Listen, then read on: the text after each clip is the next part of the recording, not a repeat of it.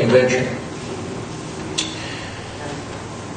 One asked the other, he said, tell me, he said, what was your most difficult case?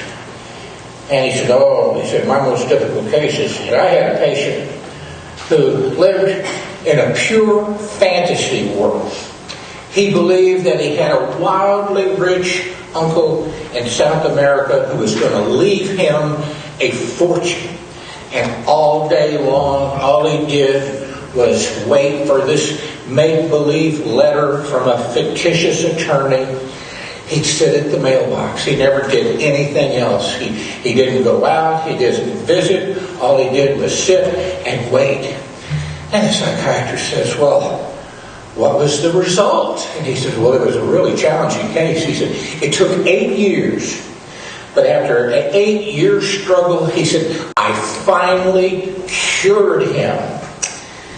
And then that stupid letter arrived. How many of you know what it is to have a hope? Even a silly hope. How many of you wanted to win Mega Millions this week? Yeah, they tell me you had to buy a ticket to win. Who knew? We all have our hopes. We all have our dreams. Sometimes they're kind of silly. And Bartimaeus had a dream. His dream was that one day he would see. It was a foolish dream, at least probably to a lot of his friends. Everybody knew that people with vision problems don't spontaneously regain their sight. There was no reputable eye doctor in the first century Judea. And even if there was, he was a beggar. He didn't even have a pocket to carry his insurance card in. And no doctor was going to let him come into the waiting room. He was a nobody, a beggar, a blind beggar, sitting by the road, an object of pity and probably even scorn. But someone told him that a man named Jesus was passing by.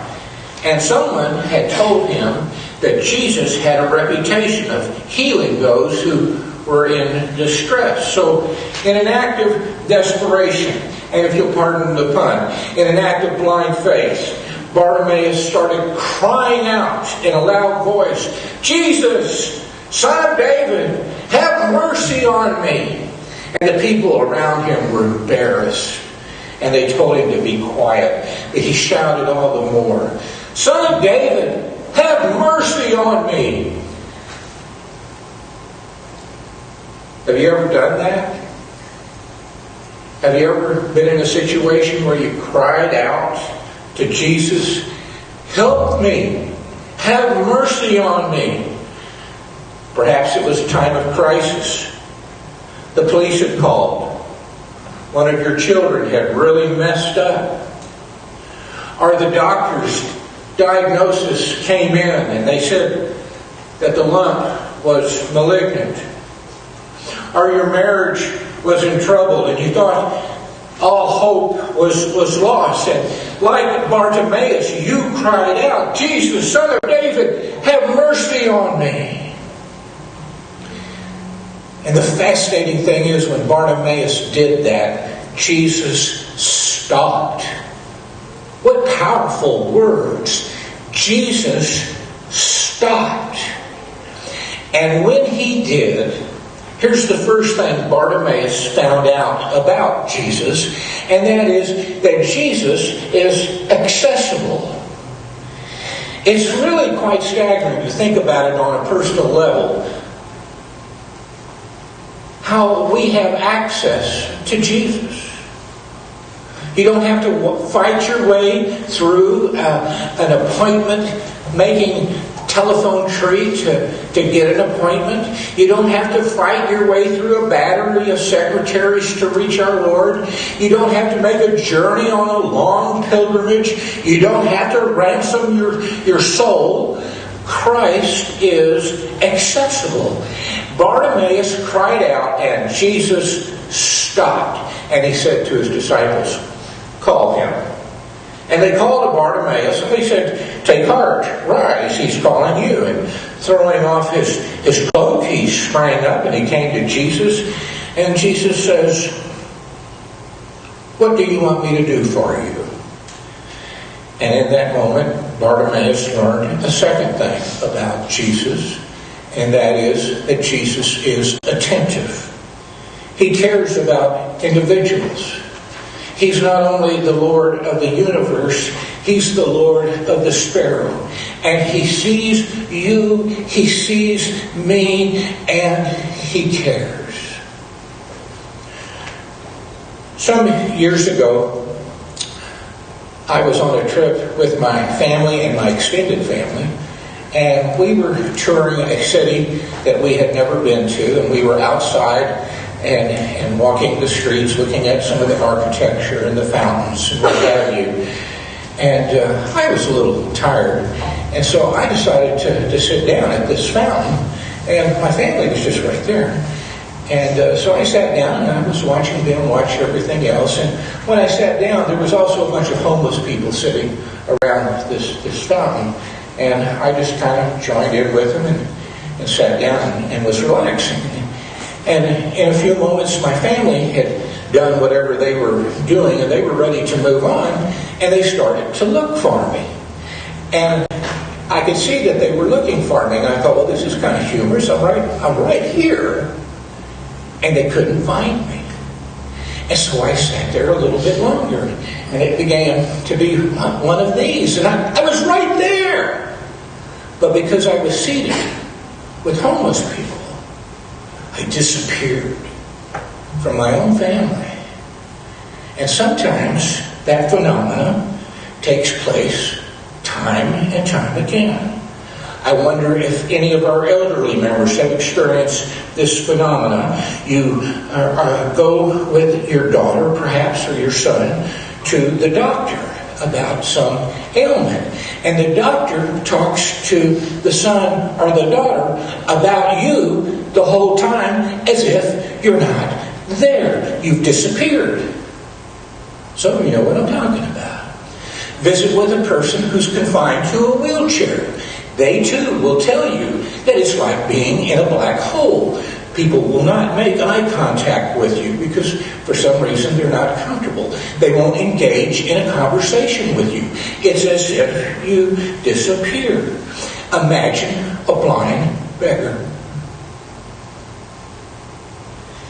People with disabling conditions of various kinds experience this phenomenon time and time again.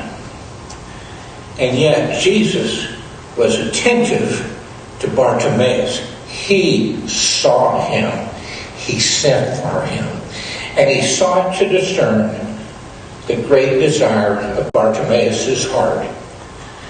And Jesus' entire demeanor toward Bartimaeus was one of love and concern.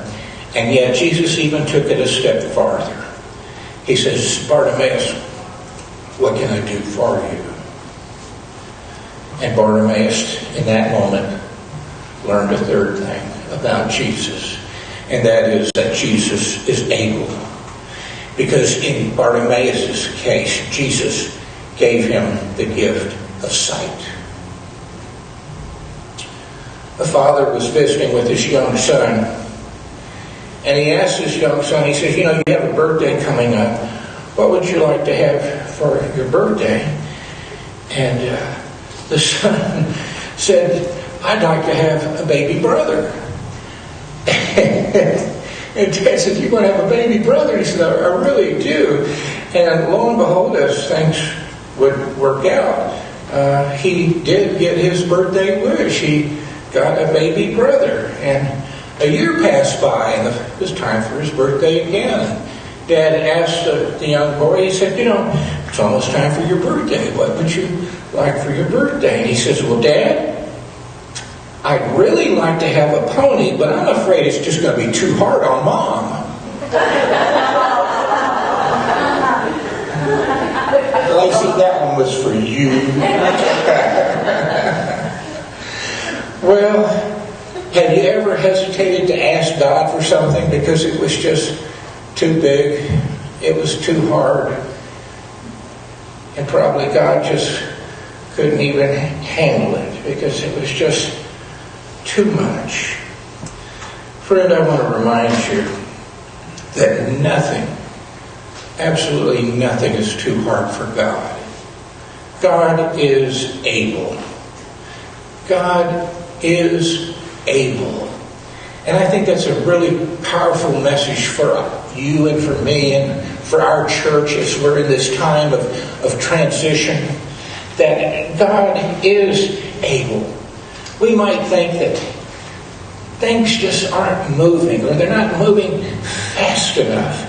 But let us be reminded, in God's time, even in times of difficulty and transition, we can be assured that if we do our part, God will do God's part, because God is able. Paul worded it this way. He said, we can do all things more abundantly, even more than we desire or ask.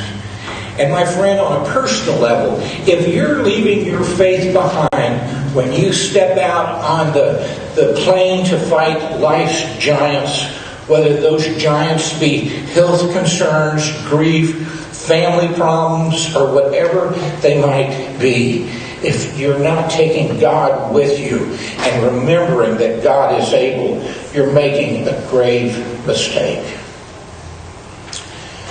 Now, in all honesty, it needs to be said when we look at this text that not all physical healing is automatic. Bartimaeus was fortunate. Our hospitals are full today with people who have called upon the name of the Lord to be healed, and no healing has taken place. Helen Keller was as blind as Bartimaeus, and she was deaf as well. She never saw the light of day in this world.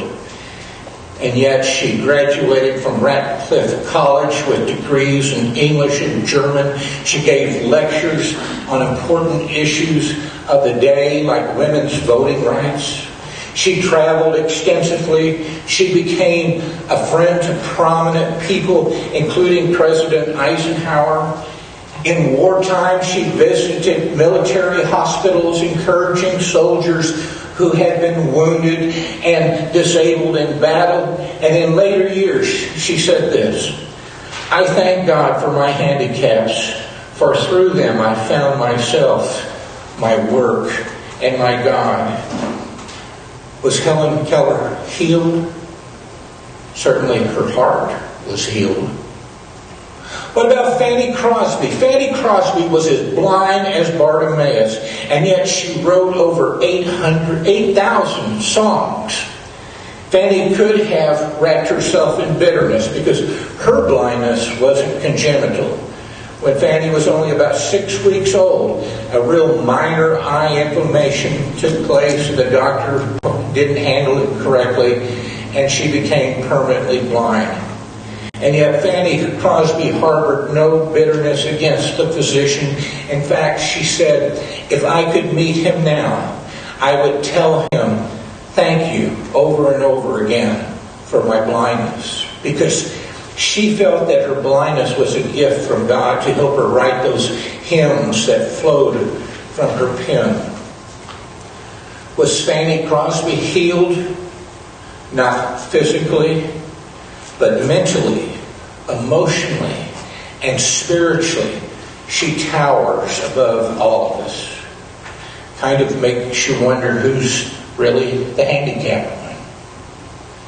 Jesus gave Bartimaeus the gift of physical sight.